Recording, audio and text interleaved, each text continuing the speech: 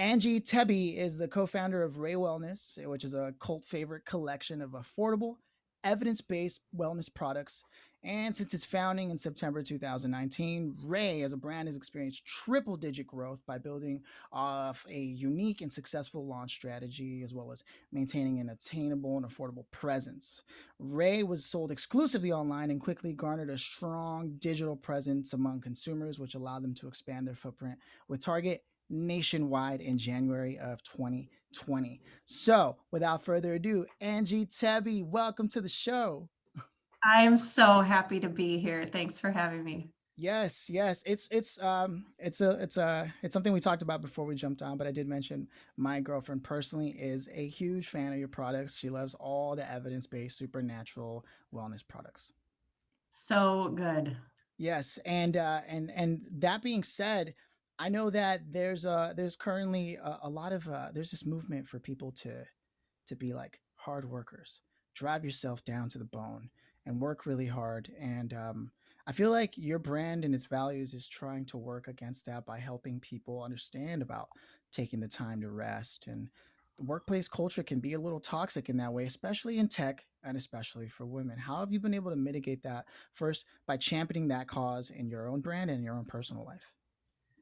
Oh, that is a packed question. I think it's just so authentic. So, to who I am, to who we are as a brand. And so, tell you a little bit about how, my why and why we got here and why we started Ray. 2 years ago, I had everything that you were describing, an amazing corporate career. I loved my job. I had two little dudes at home, but I was decreasing on my own priority list. And, I wasn't taking care of my own well-being. And so I really had an opportunity to think about what wellness meant to me personally and professionally together, and how I could bring that together, not just for myself, but for others in my next chapter. So I grew up in a really holistic household. My mom was a nurse. My dad was into Reiki and homeopathy. And we were the weird family meditating on the lawn in Fargo, North Dakota in the 80s. And so, it comes from me wanting to honor what I know so well. And so I left my corporate career in pursuit of my own well-being. And as I sought to do that in a number of ways, supplements included. I believe that there's no amount of kale that can replace what we as women put out on a daily basis. And so I knew I believe in the power of supplementation. And so found a white space. Everything was either way too expensive, or as I walked mass retail aisles, it was a lot of gummies, which are chock full of sugar. And so I didn't see any brands that were speaking to me and what I needed as a woman. And so, as all stories go, when you create a company, I had an idea and was heads down kind of in pursuit of that. And you founded this. You have a co-founder, correct? I did. I You do. did. I have an amazing co-founder. He's no longer involved in the day-to-day of the Okay. company.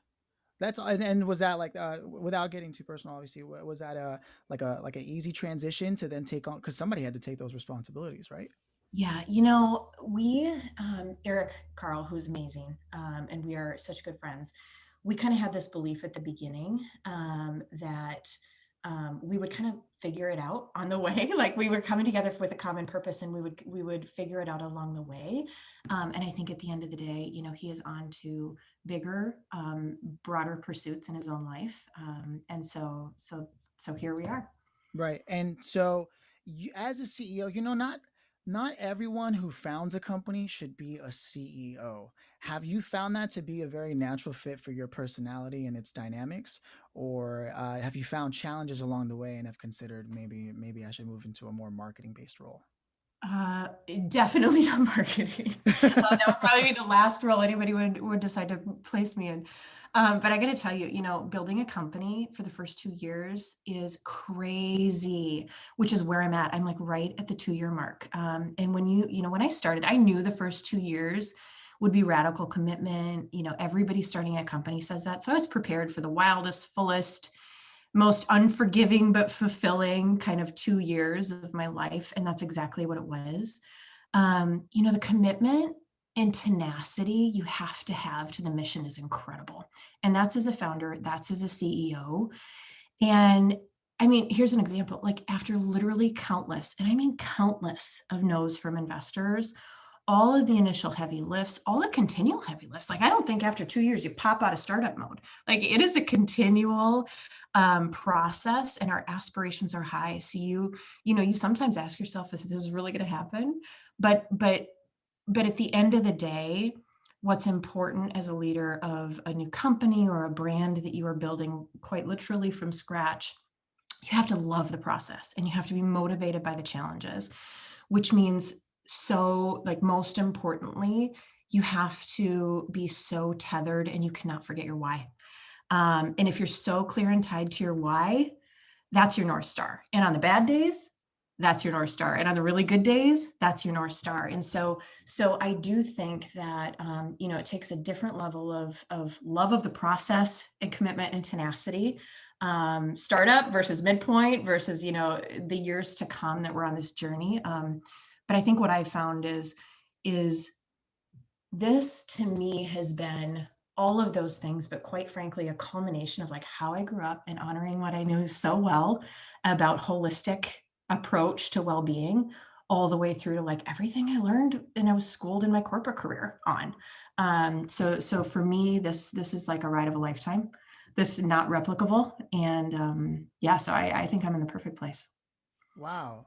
Okay, there's a lot to unpack there, and I think one of the best ways to go with that. I've heard you mention your why a lot, and it's funny. A lot of people have read the Simon Sinek book and the Start with Why, and I think that sometimes people read a book. I know myself, I'm very guilty of this, and I think I understand it, and then I don't operate from a position of values. But it seems like that's one of the cornerstones of what you're saying is responsible for a lot of your success so far. So maybe you can unpack a little for the listener specifically what chasing or working from your why means for you. Like, what is that exactly? Is there a process to that you've culminated?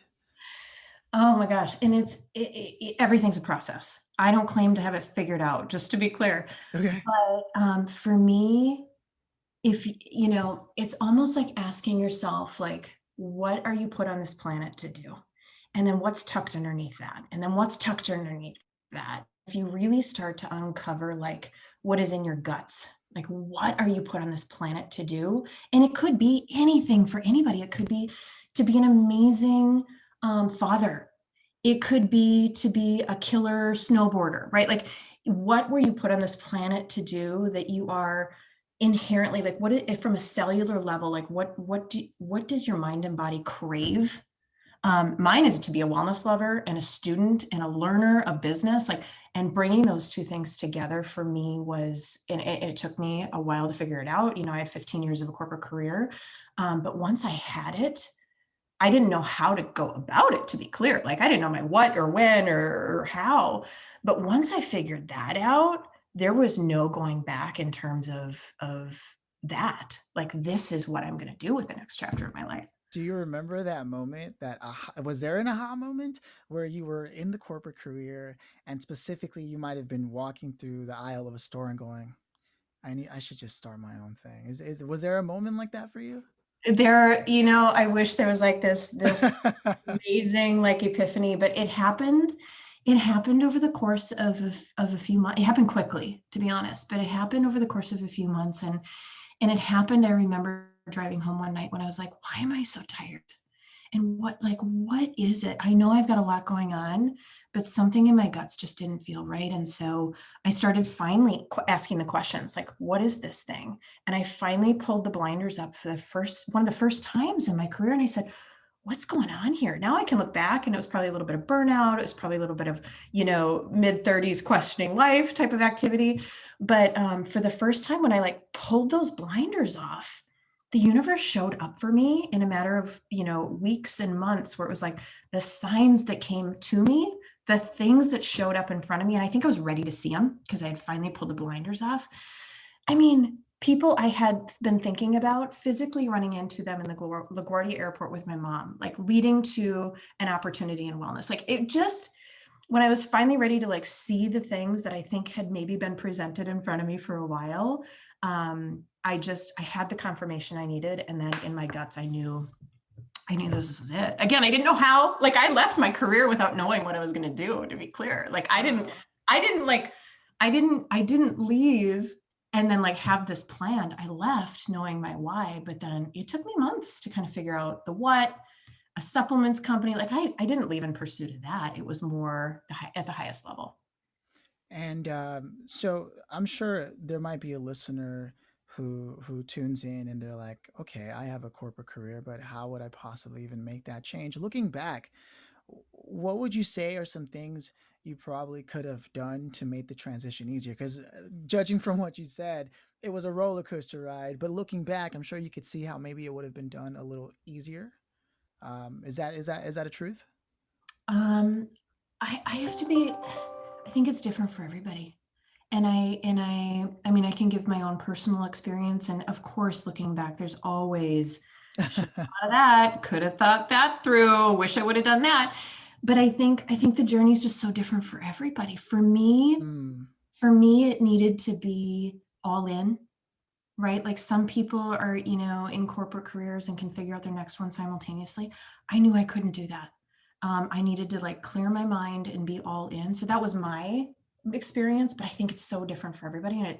And to be clear, finding your why doesn't mean you leave your corporate career. Sometimes it can be like, I need a different hobby, right? Or I need like a little bit of a lift in different areas of my life. And so for me, this is my story, but full recognition and empathy that it's so different for every case. So you finally found what it is you wanted to do, not just your why. You've got this idea for a supplement company. Did you design the business plan yourself, or how did you go about building your team? Um, yes. So, what we had some fundamental principles when we started. One was we, our mission is, one, we stand for well-being for all. Two, we want to be a company that fuels all people to shine from inside, right? It's the insides that matter, not the outsides. And it's more about how you feel than how things manifest. And so for us, we had this concept like, let's create the supplement line that has pure, powerful, attainable, really well designed. And so we had this concept of like, let's make this brand that makes the most basic things super cool. So what does that mean? It meant to us, one, we believe wellness doesn't have to be hard or complicated, and it shouldn't be a full-time job, right? And so that means, drink an extra glass of water. That doesn't mean you have to have like approximately 64 ounces. It just means like do a little bit more or a little bit better for yourself in pursuit of yourself. So second, wellness doesn't have to be expensive. We set up our product universe so you can take Rae now, you can take Rae as part of your long-term impact to your well-being as part of your overall well-being. And in order to enable that, we knew scale had to be part of the equation to make it affordable, right? And so we were kind of heads down in pursuit of that business model. And third, this one is like so heartfelt. We believe wellness not even should be for everyone, needs to be for everyone. Our community is so diverse, and we, from day one reflected that in our diverse products, diverse marketing. The thing that I was always trying to fight against is like, you see so many white women holding really expensive products. Like, we wanted to be the antithesis of that, right? And so with kind of that fundamental mission and those high level principles, we kind of sought out to build that, which if you're going to be for everybody, you got to have scale. And so, we started small, we started in direct to consumer. We're noticed really, really quickly by a big retailer called Target. And so we're really kind of thrilled. We were always had that in the back of our minds that we're in pursuit of something big. And we still are. Our job is just beginning. So yeah, it was all a build. In hiring the team, um, it was it was being honest enough, or honest with ourselves to say, what are the things we were terrible at, and what are the things we know nothing about. And then those kind of became our first hires, and then we started to build a team around that. And do you encourage some of the same values that your brand espouses? Do you encourage that in the workplace culture, whether it's remote or on location? Do you check in? Do you have like rituals or some kind of daily practice with your team that really isn't aligned with that culture wise? Um, yeah, so culture-wise, we emulate all of those things. Like you can't have, I believe, you can't have a different culture than you manifest externally. Mm. What happens internally is what gets manifested externally. And so everything that you see of our brand, the transparency, the earnest realness with how we communicate internally, like we don't have time to not say what we mean, right? Like there's a business to build here. How we are truly advocating and standing and walking in solidarity with our community, that's what we do for each other. We're advocates for each other internally. And so you can't have one brand strategy and you can't have a different culture. Like those two things have to be built so simultaneously, otherwise it's not authentic. Interesting. So, do you have the type of culture place where your team, who may not necessarily be a part of marketing but has an idea, is that invited? Do you invite that kind of discussion and conversation? Oh yeah, absolutely. Vulnerability. I would say the best thing that we are doing, and it's this early in the journey, is like the level of vulnerability you need to be able to have with one another, especially right now. I mean, we launched like a little over a year ago. We don't know what normal is. Like we basically been in this COVID quarantine longer as a company than we haven't, right? And so how do you build a culture? And we've tripled our team this year, right? From Wow. January till now. And so like, how do you build this culture when you haven't met a lot of these people in person? It's like the vulnerability, not only to one another through everything to take care of each other's well-being, but additionally to do the right things for the company. Like if I'm not raising my hand and being honest about like, I have no idea what you just said, or I'm really terrible at that. Can somebody help me? And like raise your hand. Like that is how we have to operate. Otherwise the community will feel that and the business will start to feel that.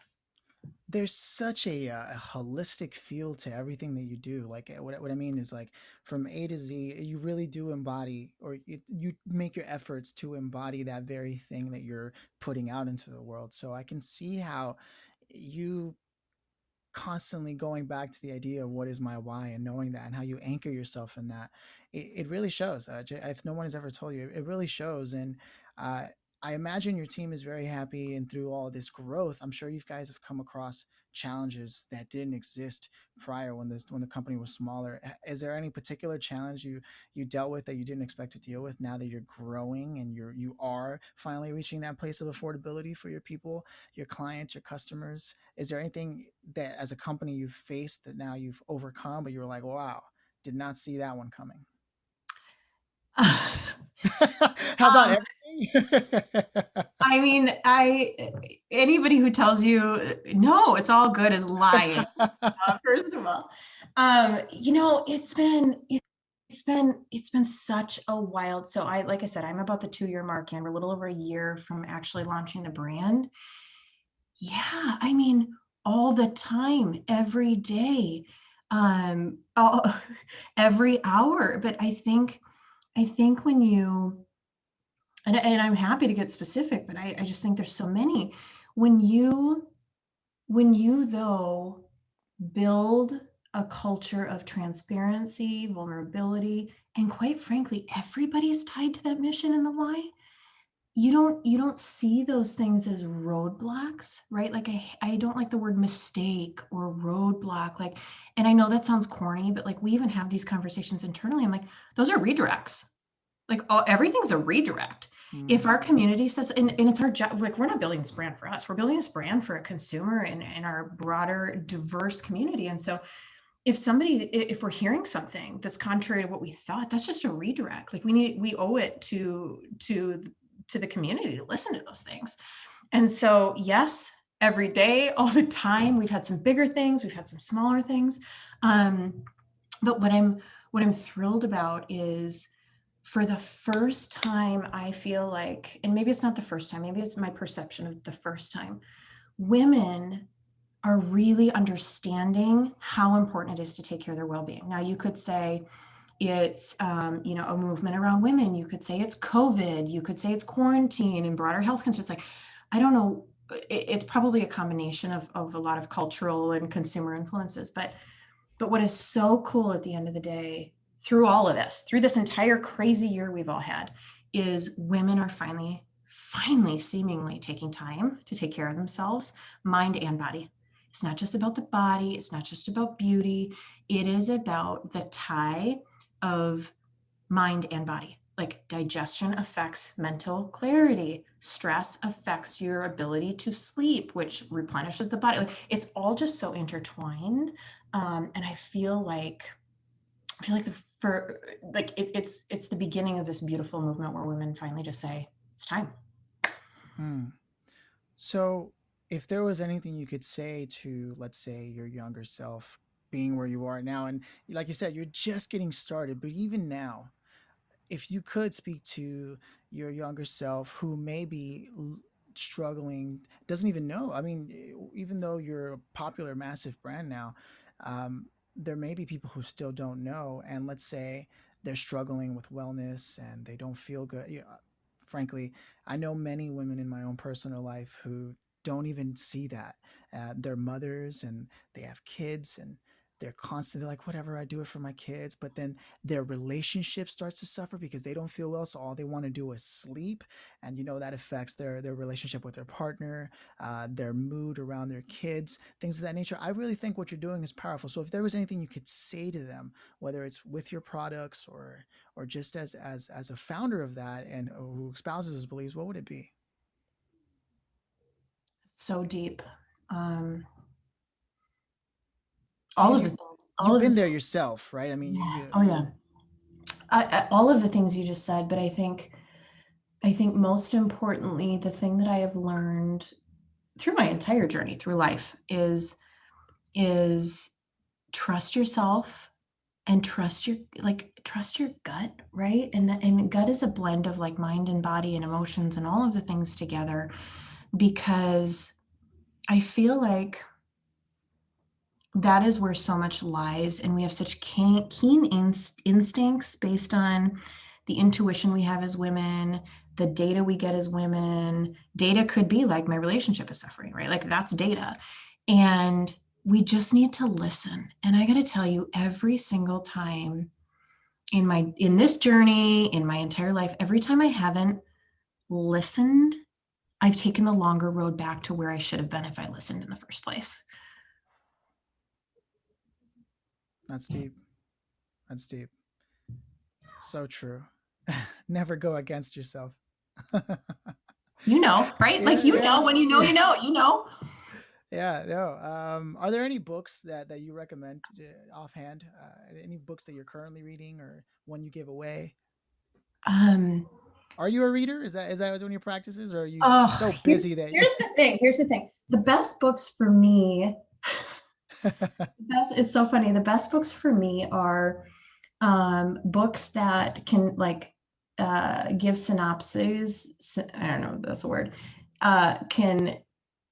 Can really translate key messages from other books. So there's a lot of books that do that, right? They're like, "Hey, by the way, if you were to read this entire 300-page book, here's like the 4-page version of like what you missed." I Right. love that, because what I find is like I'm reading like 5 books right now, but I can't manage to like finish like start to back, like front to back any one of them. That takes me a long time just because my time is so Sure. fragmented. Um, so those books, generally speaking, but yeah, I mean, I love Simon. You mentioned Simon. I live by Simon. That is my mindset, and so anything to encourage again who you already are is helpful.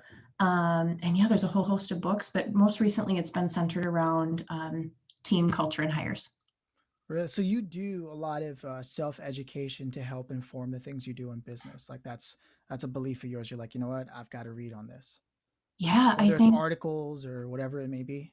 I think I I owe it to the company, the team. Like, if I am not pushing myself And that can take form of reading books. That can take form of, like, I seek out mentors. Like, I just call people and I'm like, hey, you're super cool. You want to be my coach? Like, and if and that could be for a short period, right? Like, this 6 months could be this level of mentorship or coaching. It's like, well, I feel like maybe our time here is done, and then you move on to the next. Or that could be long lasting over 3 years, but I'm constantly seeking. Like, I always say, like, if I'm not learning, I'm not growing. If I'm not growing, I'm not happy. And so that's who I am. But I also feel this tremendous responsibility for our community to just make sure I'm pushing myself with the latest research and everything happening in women's well-being too. Awesome. If there was anybody you could meet, does anyone come to mind? Like anybody at all? You never know who's listening. I There's so many people that I respect so deeply.